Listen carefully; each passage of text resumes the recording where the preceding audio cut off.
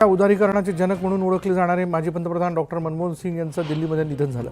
वयाच्या 92व्या वर्षी त्यांनी अखेरचा श्वास घेतला। उदारमतवादी धोरणाचे जनक असलेले मनमोहन सिंग यांच्या निधनानंतर जगभर हळहळ व्यक्त केली जाते। श्वसनाचा त्रास होत असल्याने मनमोहन सिंग यांना दिल्लीच्या एम्स रुग्णालयात दाखल करण्यात आलं होतं।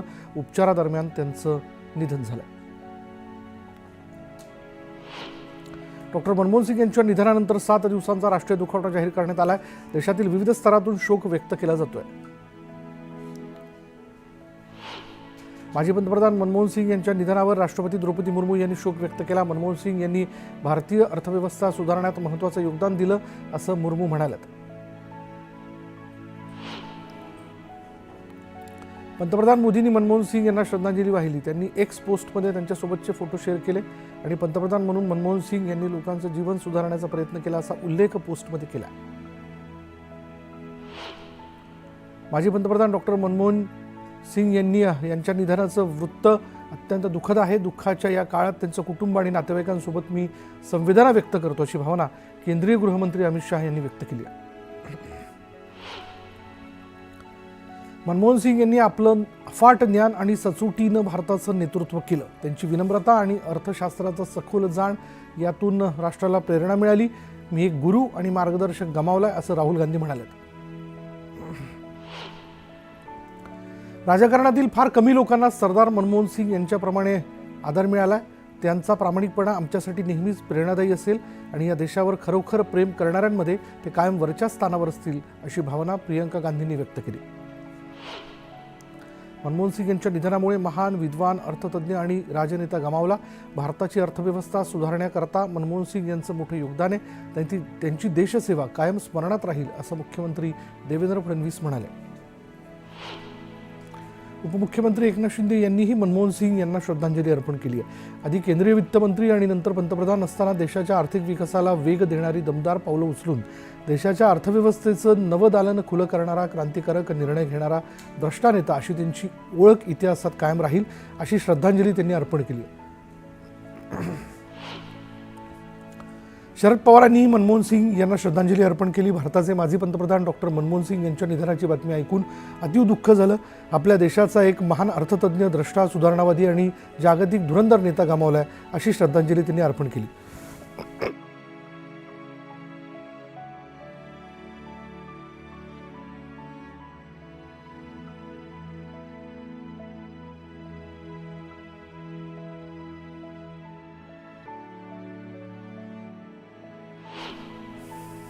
उपमुख्यमंत्री अजित पवारांनीही मनमोहन सिंग यांना श्रद्धांजली अर्पण केली। राजकीय, सामाजिक आणि आर्थिक जडणघडणीचं मोठं नुकसान झालं असल्याचं अजित पवारांनी सांगितलं। काँग्रेसने पुढील 7 दिवसांचे सर्व कार्यक्रम रद्द केलेत। पक्षाच्या स्थापना दिनाचा कार्यक्रमही रद्द करण्यात आला असून 3 जानेवारीपर्यंत काँग्रेस पक्षाचा झेंडा अर्ध्यावर राहील। मनमोहन सिंग यांच्या निवासस्थानी त्यांच्याशी भेट झाली। यावेळी त्यांनी पंतप्रधान खरोखर नम्र, सुंदर आणि प्रतिष्ठित कसे असू शकतात याचा माझ्यावर कायमचा ठसा उमटवला अशा शब्दात आदित्य ठाकरेंनी श्रद्धांजली वाहिली। केंद्रीय मंत्री नितीन गडकरी यांनी मनमोहन सिंग यांच्या निधनाबद्दल दुःख व्यक्त केले। भारताच्या अर्थव्यवस्थेला नवी दिशा देण्याचं कार्य त्यांनी केलं। शालीन, विनम्र, एक प्रतिष्ठित व्यक्तिमत्व काळाच्या पडद्याआड गेलं। त्यांनी सदैव देशाच्या प्रगतीचं ध्येय समोर ठेवलं अशी श्रद्धांजली त्यांनी अर्पण केली। भारतीय क्रिकेट संघानंही मनमोहन सिंग यांना श्रद्धांजली अर्पण केली। ऑस्ट्रेलिया विरुद्धच्या बॉक्सिंग डे कसोटी सामन्याच्या दुसऱ्या दिवशी भारतीय संघ हाताला काळ्या पट्ट्या बांधून मैदानात उतरला होता। माजी पंतप्रधान मनमोहन सिंग यांच्या निधनानंतर रितेश देशमुख, संजय दत्त, मनोज तिवारी यांच्यासह अनेक बॉलिवूड कलाकारांनीही शोक व्यक्त केला। ट्विटद्वारे त्यांनी श्रद्धांजली वाहिली। पंतप्रधान मनमोहन सिंग यांचं पंजाबमधील अमृतसरशी खूप जवळचं नातं होतं। त्यांचं बालपण अमृतसरमध्ये गेलं। इथं राहणाऱ्या शेजाऱ्यांनीही मनमोहन सिंग यांच्या आठवणींना उजाळा दिला। मनमोहन सिंग यांचं शिक्षण पंजाबच्या अमृतसरमध्ये झालं होतं। अमृतसर इथल्या एका छोट्या शाळेत ते शिकायचे। या शाळेची आता दुरावस्था झाली।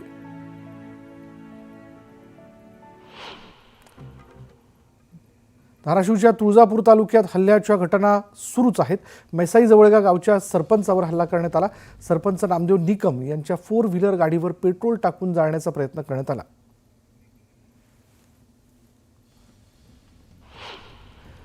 एक ब्रेकिंग न्यूज, नाशिकच्या त्र्यंबक रोडवर एका कारचा अपघात झाला. ट्रक आणि कारची जोरदार धडक झाली. अपघाताची घटना सीसीटीव्ही कॅमेऱ्यात कैद झालेली आणि आता पोलिसांकडून घटनेची चौकशी सुरू असल्याचं कळतंय. त्र्यंबक रोडवरती हा अपघात झालेला आहे. एक ट्रक आणि कारची जोरदार धडक झालेली आहे, ज्यामध्ये आपण जर पाहिलं तर सीसीटीव्ही कॅमेऱ्यात ही धडक जी आहे ती कैद झाल्याचं आपण पाहतोय.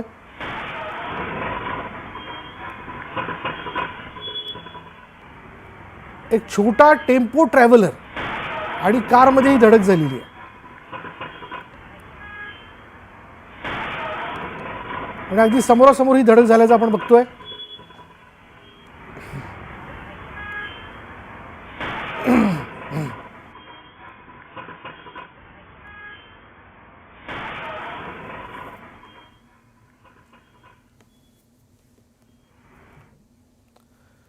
भिवंडी शहरातील वाहतूक कोंडीचा प्रश्न दिवसेंदिवस तीव्र होत असून यावर तोडगा काढण्याकरता भाजप आमदार महेश चौगुले यांनी वाहतूक पोलीस उपायुक्त पंकज शिरसाट यांची भेट घेतली.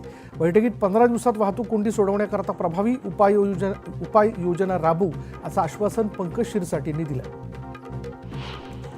कमी पावसाअभावी तर कधी अतिवृष्टीमुळे होणारं पिकांचं नुकसान, शेतीमालाला भाव नसणं, कर्जबाजारीपणा यासारख्या कारणांमुळे मराठवाड्यातील शेतकरी मेटाकुटीस आलाय आणि त्यातूनच अनेक जण आत्महत्येसारखं टोकाचं पाऊल उचलत आहेत. गेल्या 11 महिन्यात विभागात तब्बल 822 शेतकऱ्यांनी आपली जीवन यात्रा संपवली आहे. बीड जिल्ह्यात सर्वाधिक 160 शेतकऱ्यांच्या आत्महत्या झालेल्या आहेत. केंद्र सरकारनं राज्याला गतवर्ष 2023-24 मध्ये 93.22 कोटी लिटर्स इतक्या मंजूर केलेल्या कोट्यापैकी हंगाम अखेर 81 कोटी 37 लाख लिटर्स इतका इथेनॉलचा पाणी पुरवठा ऑइल कंपन्यांना करण्यात आलाय. केंद्रानं निर्धारित केलेल्या दरानुसार 4,941 कोटी 92 लाख रुपये मिळाल्याची माहिती साखर आयुक्तालयाकडून देण्यात आली. मुंबई कृषी उत्पन्न बाजार समितीमध्ये भाजीपाल्याची आवक वाढल्यामुळे बाजारभाव नियंत्रणात आले. घाऊक बाजारामध्ये शेवगा शेंगाचे दर एक आठवड्यात प्रति किलो 120 ते 180 वरून 60 ते 90 रुपये किलोवरती आलेले आहेत. वाटाणाही 67 ते 80 रुपये किलोवरनं 46 ते 50 रुपयांवरती खाली आला. सर्वसामान्यांच्या नियमित खाण्यातील एक खाद्य म्हणजे अंड. सध्या थंडीचा जोर वाढल्यानं घाऊक बाजारपेठेत एक अंड जे आहे ते 7 रुपयांना तर किरकोळ बाजारपेठेत 3.5 रुपये दरानं विकलं जातं.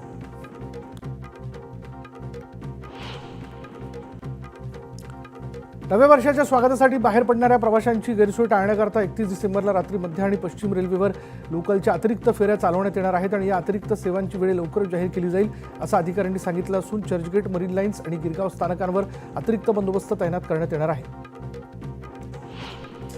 10वी आणि 12वीची परीक्षा यंदा 10 दिवस आधी होणार आहे आणि आतापर्यंत मुंबई विभागातून 10वीच्या 4 लाख तर 12वीच्या 3 लाख विद्यार्थ्यांनी अर्ज दाखल केलेले आहेत आणि या परीक्षांच्या नियोजनासाठी शिक्षण मंडळ आढावा बैठक घेत असून परीक्षांची अंतिम तयारी जी आहे ती अंतिम टप्प्यात आल्याचं सांगण्यात आलं. चालू वर्षात महामुंबईसह देशातील 7 प्रमुख शहरांमध्ये आतापर्यंत 5,68,000 कोटी रुपयांच्या घरांची विक्री झाल्याची माहिती समोर आली आहे. तर विक्रीच्या उलाढालीत लक्षणीय वाढ नोंदवली गेली असली तरी प्रत्यक्ष विक्रीत मात्र 4% घट दिसून आली आहे. छत्रपती शिवाजी महाराज टर्मिनसवरून सुटणाऱ्या मध्य रेल्वेच्या वंदे भारत एक्सप्रेसला प्रवाशांचा लक्षणीय प्रतिसाद मिळतोय. एप्रिल ते डिसेंबर या कालावधीत या ट्रेनच्या आसन क्षमतेच्या तुलनेत प्रवासी संख्या 102% एवढी नोंदवली गेली. मुंबईतील प्रदूषणाचा विळखा कमी करण्यासाठी महापालिकेने गेल्या वर्षभरापासून स्वच्छ मुंबई मोहीम हाती घेतली आणि यासाठी सुमारे 500 कोटी रुपयांचा खर्च झाल्याचा अंदाज आहे. तरी धुळीचं प्रमाण काही कमी झाल्याचं दिसत नाही. भंगारातील लाकूड, कोळसा जाळून चालणाऱ्या बेकऱ्यांमुळे मुंबईतील प्रदूषणात भर पडते आणि या बेकऱ्या बंद करण्यासाठी MMPCB आणि पालिकेच्या पर्यावरण विभागाने वेगाने हालचाली सुरू केल्यात. त्यावरून मुंबईतील 276 बेकऱ्यांवर पालिकेच्या पर्यावरण विभागाने नोटीस बजावली. मुंबईतील प्रदूषण रोखण्यासाठी 100 नवीन धूळ शोषण यंत्र घेण्याचा निर्णय महापालिकेने घेतलाय. तसंच लाकडाच्या स्मशानभूमीचं रूपांतरण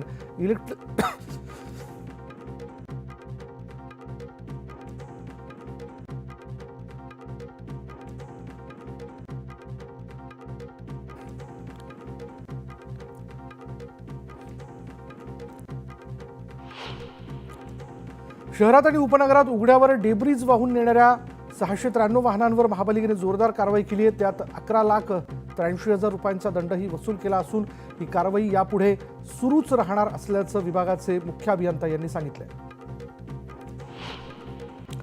थंडीतील शेकोटीबरोबर सार्वजनिक ठिकाणी उघड्यावर जाळण्यात येणारा कचरा मुंबईतील हवेच्या प्रदूषणात आणखी भर टाकत असल्यानं पालिकेने कारवाईला सुरुवात केली. पर्यावरण विभागाकडे 352 तक्रारी आलेल्या असून पालिकेने 91,000चा दंड वसूल केला.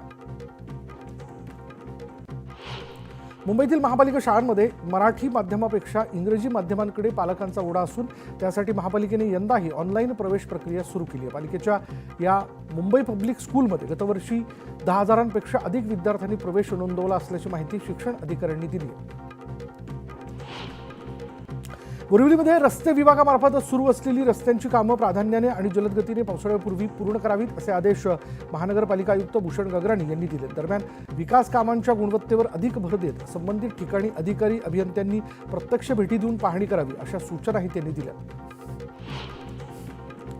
मध्य रेल्वे विभागाकडून तळेगाव उरळी या नवीन रेल्वे मार्गासाठी सुरू असलेला सविस्तर प्रकल्प अहवाल अंतिम टप्प्यात आलेला आहे. त्यामुळे पुणे रेल्वे स्थानकावरील प्रवासी गाड्यांचं वेळापत्रक आता सुरळीत होणार आहे असा विश्वास रेल्वे विभागाच्या अधिकाऱ्यांकडून व्यक्त करण्यात आला. पुण्यासारख्या महानगरात कुटुंब नियोजन शस्त्रक्रियेसाठी पुरुष पुढे येत नसल्याचं चित्र आहे. आणि या वर्षभरात एप्रिल ते नोव्हेंबर या कालावधीत पुण्यात 5,408 महिलांची कुटुंब नियोजन शस्त्रक्रिया झाली असून ही शस्त्रक्रिया करणाऱ्या पुरुषांची संख्या केवळ 237 इतकी आहे. राज्यातील सर्व विद्यापीठे आणि महाविद्यालयांमधील प्राध्यापकांची भरती ही MPSC मार्फत करण्याबाबत राज्य सरकार विचार करत असल्याची चर्चा आहे. मात्र प्राध्यापकांची भरती ही MPSC ऐवजी विद्यापीठ स्तरावरच करण्यासाठी प्रयत्न करणार असल्याचं उच्च व तंत्र शिक्षण मंत्री चंद्रकांत पाटील यांनी सांगितलं.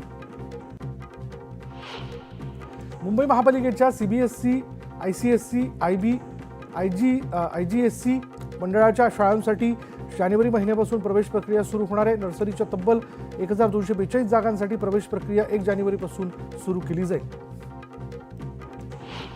ठाणे कुर्ल्यात झालेल्या बेस्टच्या अपघातानंतर सर्वच यंत्रणा सतर्क झाली आहे. ठाणे परिवहन विभागाच्या TMT बस गाड्यांमध्ये चालकांसाठी हे करा हे करू नका अशा स्वरूपात सूचनांची यादी लावण्यात आली. चाकण, आळंदी आणि राजगुरुनगर परिषदा मिळून स्वतंत्र महापालिका स्थापन करण्याच्या हालचालींना वेग मिळालेला आहे. मात्र स्वतंत्र महापालिका करण्यासाठी कोणतीही अडचण नाही. 3 नगर परिषदांची मिळून स्वतंत्र महापालिकेची स्थापना करावी असा अभिप्राय पिंपरी चिंचवड महापालिकेने शासनाला दिला. गर्भातील जन्मजात दोषामुळे 31व्या आठवड्यात गर्भधारणा संपुष्टात आणण्याची परवानगी मागणारी महिलेची याचिका उच्च न्यायालयाने फेटाळली. गर्भपातासाठी ही महिला शारीरिकदृष्ट्या सक्षम नाही असा निष्कर्ष जो आहे तो वैद्यकीय मंडळाने दिल्याच्या पार्श्वभूमीवर न्यायालयाने या महिलेची याचिका मागणी जी आहे ती फेटाळली. कल्याणमधील अत्याचार आणि हत्या प्रकरणी ठाकरे गट आक्रमक झाला. ठाकरे गटाचे पदाधिकारी कार्यकर्त्यांनी पोलीस ठाण्यापर्यंत निश्चित मोर्चा काढला आणि यावेळी परिसरातील दारूचे अड्डे उद्ध्वस्त करावे, नशेखोरांवरती कठोर कारवाई करावी अशा घोषणा यावेळी देण्यात आल्या. कल्याण प्रकरणाच्या निषेधार्थ कॅन्डल मार्च काढण्यात आला. अपहरण करून अत्याचार आणि नंतर हत्या करणाऱ्या आरोपी विशाल गवळीला फाशीची शिक्षा देण्यात यावी यासाठी संतप्त नागरिकांनी कल्याण पूर्वमध्ये कॅन्डल मार्च काढून आक्रोश व्यक्त केला. हवामान खात्याने येत्या काही दिवस राज्यात पावसाचा अंदाज व्यक्त केला आहे. आज पहाटे अकोला जिल्ह्यातील काही भागात पावसाने हजेरी लावली. काही दिवसांपासून अकोला जिल्ह्यात ढगाळ वातावरण होतं तर आज सकाळी रिमझिम पाऊस बरसला आणि या पावसामुळे शेतातील दुसरी वेचणीला आलेल्या कापसाला फटका बसण्याची शक्यता आहे. जळगाव लोकसभेच्या खासदार स्मिता वाघ यांच्या कन्येचा विवाह नुकताच पार पडला. सोहळ्याच्या पार्श्वभूमीवर स्वागत समारंभाचा कार्यक्रम आयोजित करण्यात आला होता. मुख्यमंत्री देवेंद्र फडणवीसांसह अन्य नेत्यांनी देखील उपस्थिती लावली होती. जळगावच्या भडगाव तालुक्यातील पिंपरी हाट इथल्या तलाठीसह खासगी व्यक्तीला 3,000ची लाच घेताना कारवाई करण्यात आली. शेत जमिनीवरील हक्कसोड तसंच पत्राची नोंद, 7-12 उतारे देण्याच्या मोबदल्यात लाच मागण्यात आली होती.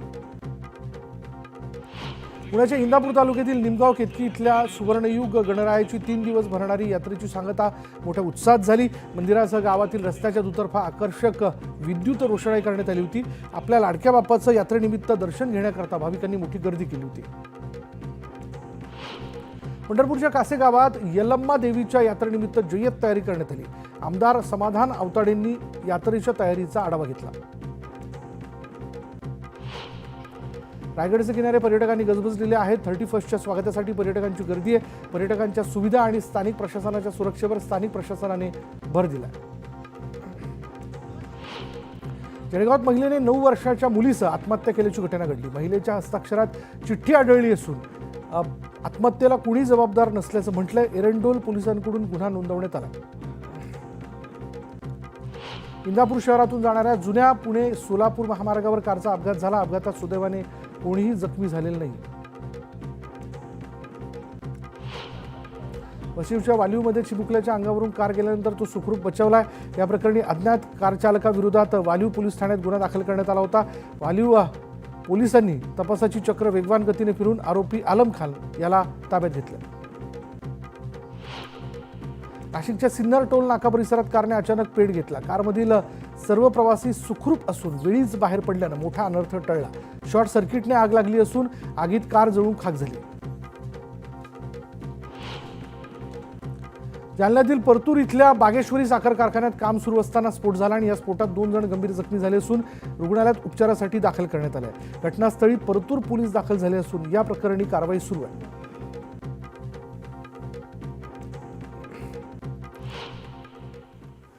यानंतर बघूयात पुण्यात विधान परिषदेचे आमदार योगेश टिळेकर यांचे मामा सतीश वाघ यांच्या हत्या प्रकरणाचा उलगडा करण्यात पोलिसांना यश आलं.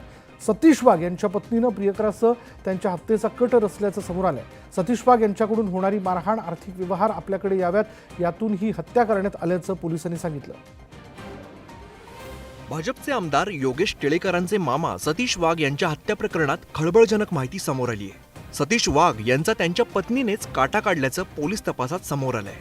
त्यांच्याकडनं होणारी जी मारहाण होती रोजच्या स्वरूपातली, आर्थिक व्यवहार सुद्धा आपल्या हातात यावेत या प्रकारचा सुद्धा त्यांच्या स्टेटमेंटमधनं आतापर्यंत निष्पन्न झालेलं आहे. सतीश वाघ यांची पत्नी मोहिनी वाघ यांच्या हत्या प्रकरणातील आरोपी अक्षय जवळकर यांच्यासोबत प्रेम संबंध असल्याची माहिती तपासात समोर आली आहे. प्रमुख आरोपी अक्षय जवळकर आहे, ज्याने ह्या कटामध्ये पूर्ण सहभाग आणि पूर्ण प्लॅनिंग केलेलं होतं.